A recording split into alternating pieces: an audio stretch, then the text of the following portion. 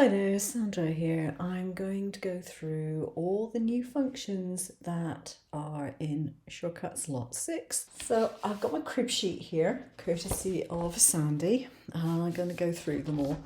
I have been beta testing the latest version, and now that it is actually released, I can tell you a bit more about it. From the user interface, the main screen, i.e. here, shapes can now be positioned above and to the left of the page boundaries.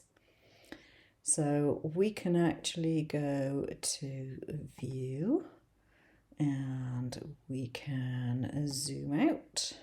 For some reason, and I don't know why it is, I get a grey block appearing every time I open up. Nobody else seems to have found this problem, but I get it. It doesn't make any difference. I just click and it goes away, but it does appear. So now we can put things around the edges if we so wish. You can toggle the project bar on and off. So if we go to View, hide the project bar disappears. It gives you a bit more room. That's what it is. You can do the same with a page bar. So now you have a choice whether you want to see them or not. Customizable arrow shape. Now this is down here and we now have an arrow. So I will just draw an arrow here and you can do different shapes, sizes, whatever of arrows. It's just a different shape in the toolbox. You're now able to reverse selected shapes, fill and stroke colors from the fill and stroke panel. I can go to here and this, I am told, is called a hamburger. Sort of. Yeah, I just call it a context menu. So we can swap the fill and the stroke. And there you go. So now I'm going to swap it back again. We now have a pop-up menu of 51 basic colours and custom colours. And this, let's go for the fill item. We have basic colours and then we have custom colours, so you can put your own colours in there. But we have the basic colours and you just scroll up and down and decide which ones you want. So you have more colour options. We can replace colours in shapes by using the tool panel. So if I've got, let's go for this one down here, I can go here and this is going to copy the fill and stroke, or I've got old colour to new colour. So if I go on the old one, click that, and I want the new colour to be red, and then replace it, then you get that. So you can change the colour. Fill stroke panel on the icon again. Select all shapes with a particular fill or stroke colour. I can say use this one as an example, and my fill colour, come over here and select all with the same fill, and it will do that. And then if you want to, you can right click and you can group them. So this is handy if you don't have the Pro version, which allows you to cut by colour in the cut window. You can group all your colours in here and then you just switch your layers on and off and you just cut whichever one you want. If you choose to go from here, you can just cut selection, in which case it's only going to cut those out. So you don't actually have to have the Pro version to cut by colour. According to the dialog, text within SVG and PDF files will be imported now. I haven't tested that one out particularly. It's not something I've ever really needed to do, but that is a new one on the list. In editing and designing path divide, the intersection is cut out from both shapes, thus resulting in 3 shapes. I'm going to go for circles. Like this. There we go. Select this, go to path and divide. And we now have 3 shapes. There we go. Very useful.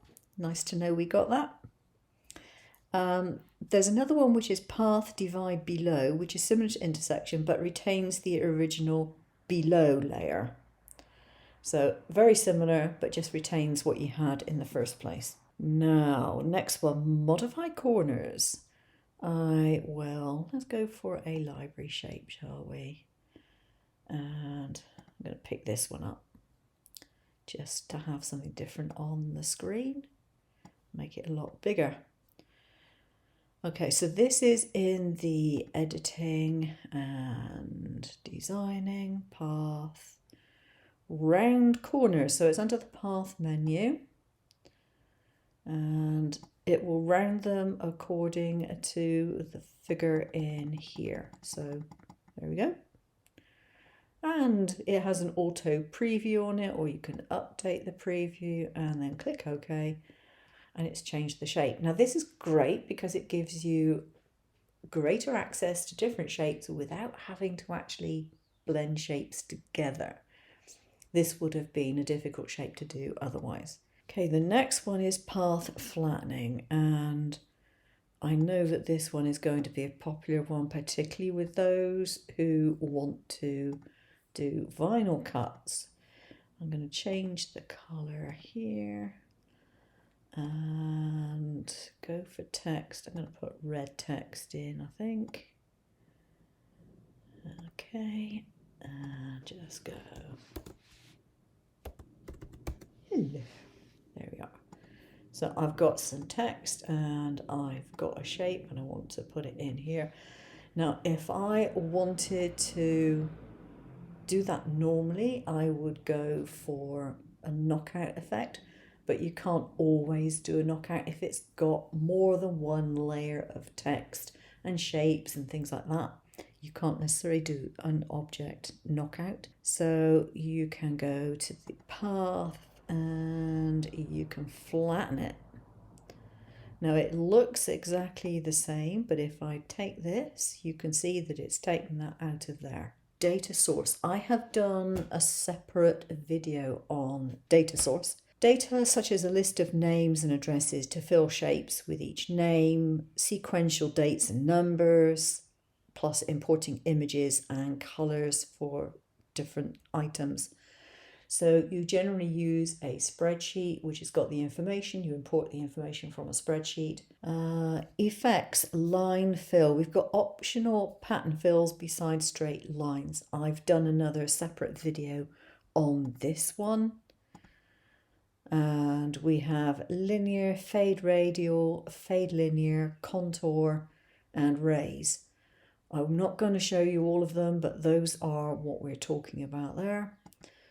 As I said, I did a whole video on that. Rhinestones, we have some different effects for rhinestones. So let's go to rhinestones. So we now have outline and fill, so you can have either or both. And what happens if you have a shape and you put rhinestones on? I'm just going to click OK there. And what you do is you select it, right click, break it apart. And then in the layers, you will see that we have the infill and we have the outline. So we can select, I've got it locked. Why did I lock that? I have no idea. We can select the outline and we can move that away. We can alter it. We can put it back again. So that's really a convenient thing to be able to do. You can add multiple outlines to a design. You've got different pattern fill options. If I go back to the rhinestones, here we go. We have these pattern fills that you can do as well. And there is a new apparel category with 14 additional templates if you want that kind of thing as well. Right, let's get rid of this. Change number 21, create any of 6 types of barcodes. that is under the effects menu. I have done a video on that. Effects, cast shadow. I've done one on that as well. Monogram, I've done one on that, and I've done one on rays. And I've also, I think I included one on Rhinestone scatter. I think I did. I will very quickly do a little demonstration of that one. I think I did it, but I can't swear to it.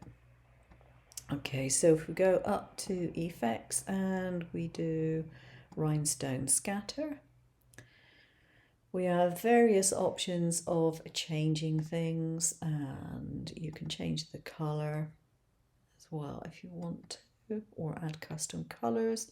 You can change the shape, and then you have these different things that would happen with this particular shape. So you could go for a contour and you click OK, and then you have your rhinestones around your shape. Useful if you want to do a combination of vinyl plus rhinestones, I would imagine. Tracing, on image tracing, you're able to change the current trace line to an offset or an inset path while still in the trace window.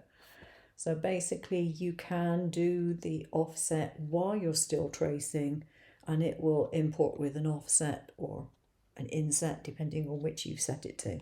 A preview window. Now this will show up score lines. They've been added to the preview settings. If I select some of these, go to the wrench, and instead of cut, I put in score. If I go to the preview, you can see that those lines are showing up as green, and they are score lines. Score lines is a separate setting that you can set to have a different speed pressure than you have for your main cut lines. Stickers, card making, box making, all that type of thing. But there's only two things in the Pro version that aren't in the normal one, in the new menu that has come up. That's step-by-step cutting, cut everything within a threshold before advancing, and that's in your cut settings. So if you've got the Pro version, you will have that. If you don't have the Pro version, you won't have it. Of course, under the cutter, manage cutters, the Siser, Romeo and Juliet have been added. And under the help menu, you have online help by location in Shortcut Slot 6 with more screenshots and mini videos added. So that's the difference between version 5 and version 6. There are 31, and only 2 of those apply solely to the Pro version. So that's a lot of changes being made. And I think that when you consider that an upgrade from 5 to 6 is only going to set you back under $30, and the full version of number 6 is only going to set you back $60, I think that's very, very good value. So I do recommend that you download the free trial version, which is, I think, 15 days. You can't cut from it because it will put cut lines through your design. So don't waste your material trying to cut, but you can at least have a look at all the functions and test them out and see whether you like using the software.